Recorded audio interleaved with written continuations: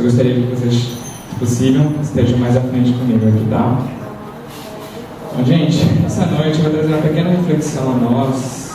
Primeiro falar mais porque primeiro é a mim, porque Deus primeiro tocou meu coração para depois trazer um pouco a vocês daquilo que Deus quer através da sua palavra, né? Eu não sou pregador, não fiz hermenêutica, então vocês cheguem aos pormenores aí daquilo que eu vou falar. Mas estejam atentos àquilo que Deus tem para de melhor estar conosco esta noite, tá bom? Vamos estar orando mais uma vez para que Deus possa estar nos instruindo naquilo que Deus tem de melhor para nós. Eu querido Senhor, que o Senhor possa estar esta noite, Senhor, tocando aos corações de cada um, tocando aos corações, Senhor, especialmente daqueles que precisam da Tua palavra esta noite, Senhor, que nós não possamos sair daqui vazios, que nós não possamos estar aqui em vão, Senhor, que nós possamos estar aqui especialmente para Te louvar e Te agradecer, para Te ouvir um pouco mais, para Te louvar através da Tua palavra, do Teu louvor, que não possa ser somente aquilo que esteja para fora, mas aquilo que esteja dentro de nós seja preenchido de Ti. E no nome de Jesus que eu Te peço que Deus, amém. Amém? Vamos abrir nossas Bíblias em Lucas 5, de 1 a 17, de 1 a 11. E prometo não vou falar muito. Sou filho de pastor, mas eu sei como é. Então, espero que Deus esteja me guiando e eu possa falar aquilo que vocês precisam ouvir. Na verdade, essa semana, quando a Geu me pediu para mim estar junto falando de Deus a vocês, Deus tocou meu coração de imediato sobre um desafio que primeiro foi feito a mim durante toda essa semana. Eu vivi muito esse desafio e vivi também durante muito tempo, né? E nós, como jovens, né, não em idade, mas em espírito, né, nós temos que continuar ainda nessa caminhada durante muito tempo. Que a caminhada de Jesus Cristo não quer dizer que acabe com a nossa juventude, aí quando a gente chegar na adultice, a gente fique mais experiente, a gente acaba esquecendo de algumas coisas. Mas esse sentimento de juventude tem que permanecer durante muito tempo conosco, até a nossa morte, né? Que é o que a Bíblia fala para nós. E a pergunta que veio para mim é assim, veio bem claro a pergunta na minha cabeça, assim, ó, por onde iremos? Né? Aí passou durante alguns anos e eu perguntei assim, por onde eu devo ir mais esse ano, né? Nós estamos ainda no começo do ano e temos ainda muita coisa para fazer, né? Então Deus colocou no meu coração 3 pontos que eu quero trazer a vocês para que nós possamos pelo menos nortear um pouco o nosso ano, para que a gente consiga fazer alguma coisa para Deus ainda, a mais daquilo que a gente fez no ano passado. Amém? Vamos ler o texto da Bíblia que Deus me colocou no coração. O texto vai falar sobre a parte que tem o milagre da multiplicação da pesca, né? E a Bíblia fala assim, ó. Certo dia, quando Jesus estava perto do lago de Cesareia, uma multidão se apertava em volta dele para ouvir a palavra, né? E ele falou assim, ele notou que havia à beira do lago 2 barcos deixados ali, desocupados, enquanto os pescadores levavam as redes. Entrando num dos barcos, Jesus pediu a Simão, seu dono, que o afastasse um pouco da praia, para que ele pudesse sentar-se ao barco e dali, né, ensinar o povo.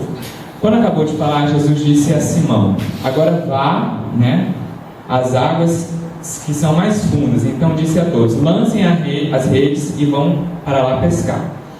Aí, mestre, respondeu Simão, nós trabalhamos durante a noite toda e não pegamos nada. Porém, se o Senhor diz assim, vamos lançar as redes novamente. Quando eles lançaram as redes, elas ficaram tão cheias e começaram a romper-se. Então fizeram sinais a seus companheiros dos outros barcos para que viessem ajudá-los. E em pouco tempo os 2 barcos estavam tão cheios de peixes que quase se afundaram. Quando Simão Pedro percebeu o que havia acontecido, caiu de joelhos diante de Jesus e disse, ó Senhor, deixe-me por favor, porque sou pecador demais para andar ao seu lado. Pois ele assustou-se com a pesca, como também os outros que estavam com ele, inclusive os seus sócios, Tiago e João, filhos de Zebedeu. Jesus disse a Simão, não tenha medo, de agora em diante você será pescador de homens. E eles arrastaram os barcos até a praia e deixaram todos e o seguiram. Amém? Bom, meus irmãos, aí muitos já conhecem essa passagem da Bíblia, né? Mas por que eu escolhi? Primeiro, porque quem são os protagonistas aqui não escolheram seguir a Jesus, mas sim foram escolhidos primariamente, né? Então, assim, se a gente for ver os discípulos de Jesus, Deus já sabia quem ia ser o discípulo, né? E é bem assim conosco, nós não escolhemos primariamente, né? Deus nos escolheu primariamente lá quando morreu na cruz para nos salvar. Então nós somos escolhidos primariamente para que depois possamos escolher andar ao lado de Jesus, né?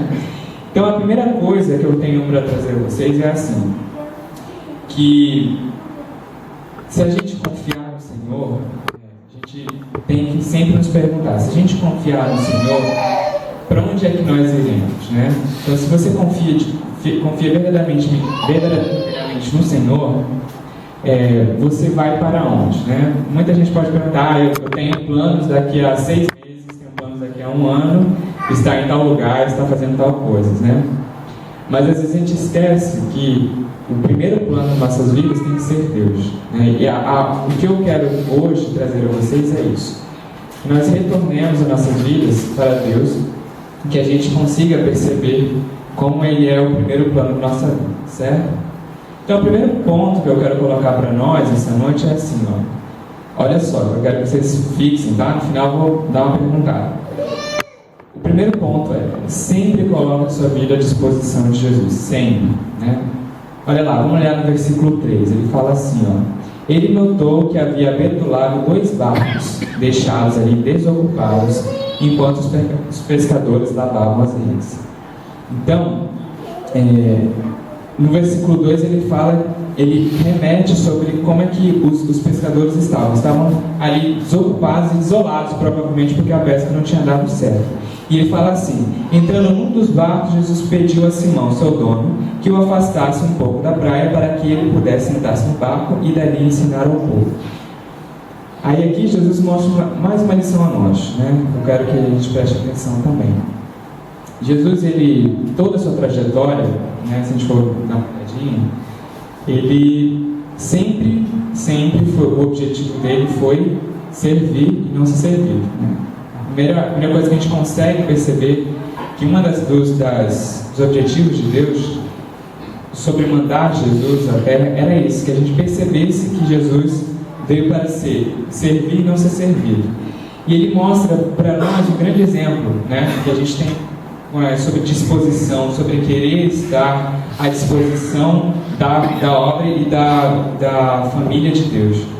E ele fala assim, ó, que se a gente precisa, né, a gente precisa de algo, eu quero trazer para vocês, Deus colocou bastante no meu coração, se a gente precisa de algo, se a gente quer alguma coisa, se a gente quer alcançar algo, se a gente quer estar à frente, né, a gente tem que se dispor. E dispor a quê, né? Muitas vezes a gente está disposto a quê? A tirar o tempo da faculdade para dormir, claro, normal, né? Mas, por exemplo, para fazer coisas além da igreja, né? Por exemplo, a gente tem muitos aqui que podem, eu quero sair com os amigos, então às vezes, não tem um tempo durante a semana, então a gente tirou o sábado para ir para o cinema, a gente tira o sábado para ir para casa dos amigos, né? E às vezes, aí você vai perguntar, isso é errado? Eu vou falar, não é errado, né? Se você está se dispondo a querer estar fazendo isso, não é errado. A questão é aquilo que você quer, né? Você, esse ano, por exemplo, você vai se propor a fazer uma coisa melhor, você quer uma coisa melhor para a sua vida, inclusive na sua vida emocional, na sua vida profissional, em qualquer âmbito do que você for viver, né, aqui diante, a primeira coisa que você tem que fazer é se dispor, né? A Bíblia é bem clara sobre isso, sobre disposição. Você só consegue algo se dispor. E só se dispõe dando o quê? Primeira coisa, tempo, depois o amor e depois, o segundo, tudo que a gente tem, que é a nossa vida, né? Então, primariamente, a gente tem que dar aquilo que a gente tem para Deus. Tudo, né? Vamos abrir nossas Bíblias em Samuel, 1 Samuel 16 e 7, eu vou estar mostrando um versículo que eu nunca tinha prestado atenção sobre este versículo quando eu estava em uma das minhas leituras, e achei muito interessante. Ele fala bem assim, 16:7. Mas o Senhor disse a Samuel: não julgue um homem pela sua aparência ou sua altura, pois não é este o escolhido. O Senhor não julga como julgam os homens, e o homem vê a aparência exterior, mas o Senhor examina os pensamentos e as intenções do coração. Amém? Este versículo veio exemplificar aquilo que Deus quer, né? Nós, todos os dias, ficamos julgando as pessoas e esquecemos de nos olhar e, por conseguinte, a gente esquece dos pensamentos de Deus, daquilo que Deus quer para nós. E acabamos esquecendo que o que Deus examina no nosso coração é totalmente diferente daquilo que a gente examina no coração do homem. E daí, eu pensando assim, Deus colocou assim também, falou assim: olha, eu quero ser o centro do seu palco, né? Mas se nós fizéssemos uma analogia da nossa vida como se fosse uma peça de teatro, nós somos os personagens principais, né? Tem as pessoas que assistem o nosso espetáculo e tem aqueles que são coadjuvantes, né? Que estão ali só para encher a linguiça ali no meio. Muitas vezes a gente deixa Jesus ali, de lado, e as outras pessoas que estão ali na frente como se fossem as principais, né? E Jesus ali, falando o que fazer, o que não fazer, e você deixa sempre um pouco mais de lado e não presta atenção. E Jesus sempre tentando aproximar você mais, chamando a atenção: olha, eu quero ser o centro do seu palco, me deixa ser o centro da sua cena, né? Me deixa ser o principal, né? E Deus sempre batendo ali e a gente não conseguia entender. E eu vou trazer um desafio para vocês, que Jesus é o único interessado, Ele é o único interessado em tudo e realmente tudo que nós temos. E é importante nisso tudo que nós estejamos em comunhão com Deus e aquilo que está à nossa volta, certo? A gente tem que definir a nossa disponibilidade, né? Tudo que a gente se dispor a fazer, ser bênção, né? Aí eu posso perguntar algumas coisas para vocês. Muitas pessoas podem perguntar. Hoje a gente vê assim, um lado está mais ou menos vazio, o outro está mais ou menos cheio. E aí você se pergunta: por que muitas pessoas não vêm ao culto, né? Aí eu jogo uma outra pergunta para vocês, né? Porque muitas vezes nós reclamamos que tudo está errado, né? E porque que se tudo está errado, provavelmente alguma coisa está errada em nós, né? Então por que eu também não estou me doando um pouco mais para o meu irmão? Às vezes isso Deus tem me colocado no coração, porque isso acontece comigo também. Porque às vezes a gente fala assim: olha, na minha igreja, por exemplo, no sábado era a mesma coisa, né? A igreja às vezes vazia, os jovens eram sempre os mesmos, e às vezes eu falo assim: nossa Senhor, por que tem tantas poucas pessoas aqui na igreja hoje, essa noite? É um culto tão bom, um culto que vai engrandecer nossas vidas. E Deus sempre fala: olha, não tem ninguém porque ninguém vai buscar. Não tem ninguém porque você não vai à luta. Não tem ninguém porque você é o culpado de tudo isso. Então, Deus sempre coloca isso a nós. Nós que estamos aqui, nós sabemos como é bom, mas quem está lá fora não sabe, né? Então, o desafio de Deus para nós esse ano não é encher essa igreja, não. O desafio é que nós nos possamos dispor a mais a Deus, né? Se nós conseguimos dispor um pouco mais daquilo que nós temos de Deus para nós seremos muito mais abençoados do que estamos sendo, né? E alguém sabe aquele versículo de cor, 2 Crônicas 7,14? Gostaria de falar para nós? Alguém sabe esse versículo? Alguém sabe? Mensageiros do Rei. Quem foi, sabe? Mensageiros do Rei. Não? Então eu vou falar, tá bom? É um versículo muito bonito. Eu quero que vocês prestem muito bem atenção nesse versículo e meditem nele durante hoje, toda semana, durante o mês, durante o ano. Guardem no coração, tá? E o versículo é assim, E se o meu povo, que se chama pelo meu nome, se humilhar e orar e buscar a minha face e se desviar dos seus maus caminhos, então eu ouvirei do céu e perdoarei os seus pecados e sararei a sua terra. Amém? Um versículo lindíssimo. Se a gente for prestar atenção, é uma promessa linda de Deus para nós, né? E o segundo ponto que eu gostaria de estar comentando com vocês vá onde Deus está abençoando. O primeiro né? Qual foi o primeiro? Coloque sempre Deus à disposição da sua vida. Em segundo lugar, vá onde Deus está abençoando. Olha o versículo 5 lá de Lucas. Ele fala assim, ó: Simão respondeu: Mas, mestre, nós trabalhamos a noite toda e não pescamos nada.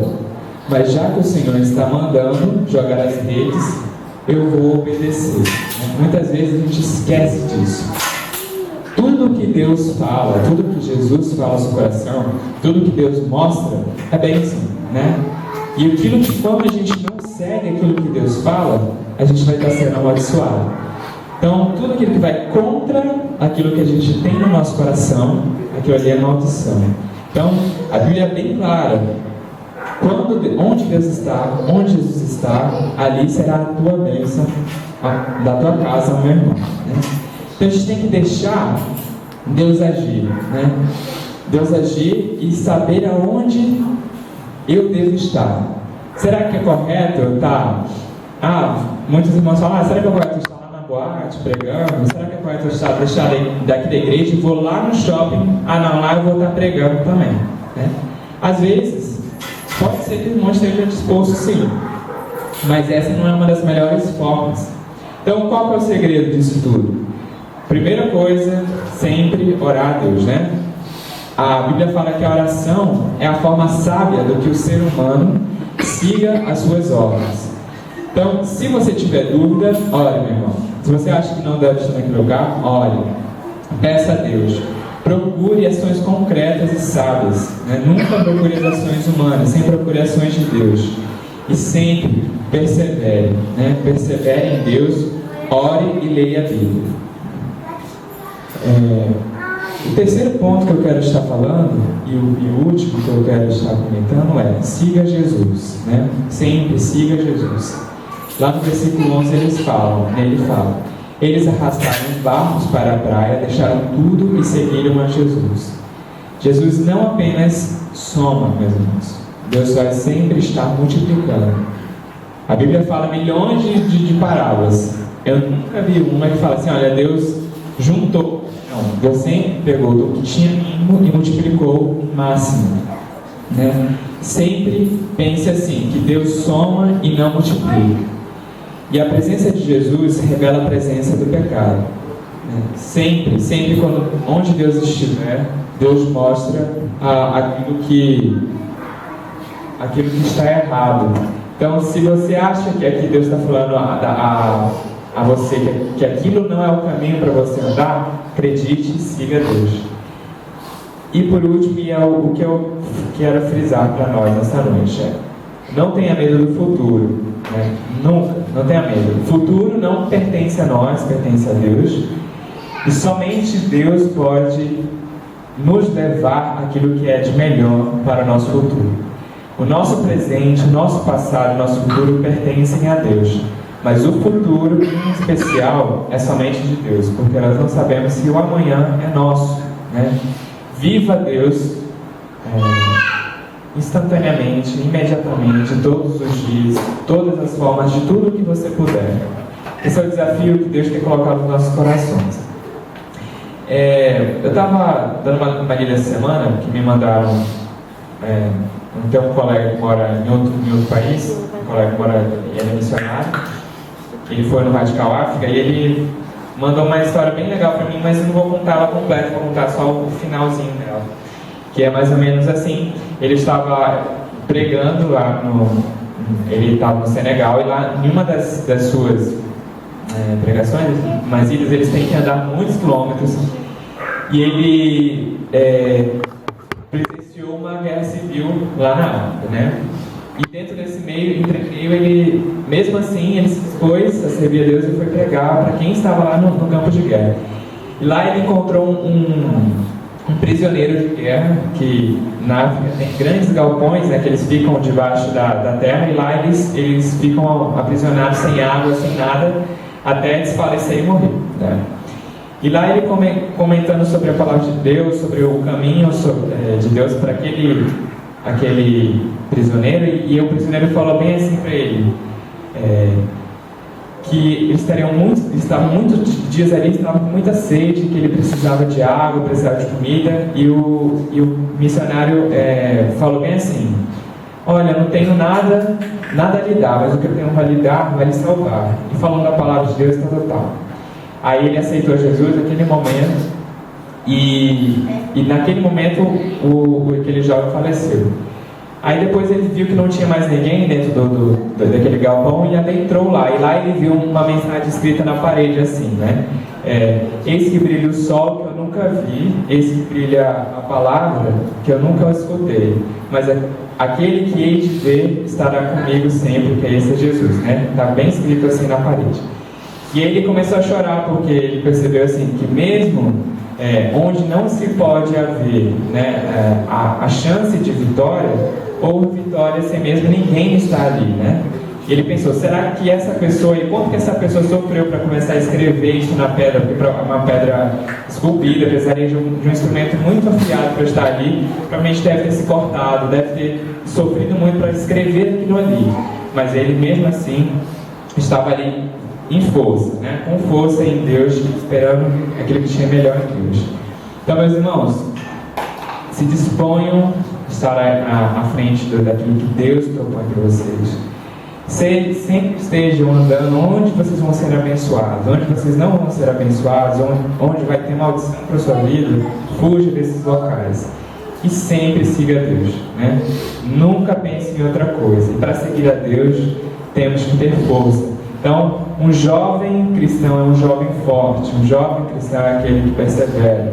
É aquele que está sempre na palavra de Deus, sempre orando e buscando a palavra de Deus, para que a gente nunca possa errar. Amém? Vamos orar para estar complementando aquilo que Deus tem falado nos nossos corações. Pai querido, nós te agradecemos pela palavra que o Senhor trouxe a nós. Esteja o Senhor conosco, Deus. Esteja o Senhor trazendo dia a dia, Senhor, a Tua vontade às nossas vidas. Deus, que nós possamos nunca tropeçar, Pai. Nós possamos estar seguindo o Teu querer, somente o Teu querer. E que nós não façamos a nossa vontade, possamos fazer a Tua, Senhor. Dá-nos força e coragem, Pai, para seguirmos em frente, para sermos, Senhor, servos totalmente a Teu querer. E é no nome de Jesus que eu te peço, que eu agradeço. Amém. Em nome de Jesus.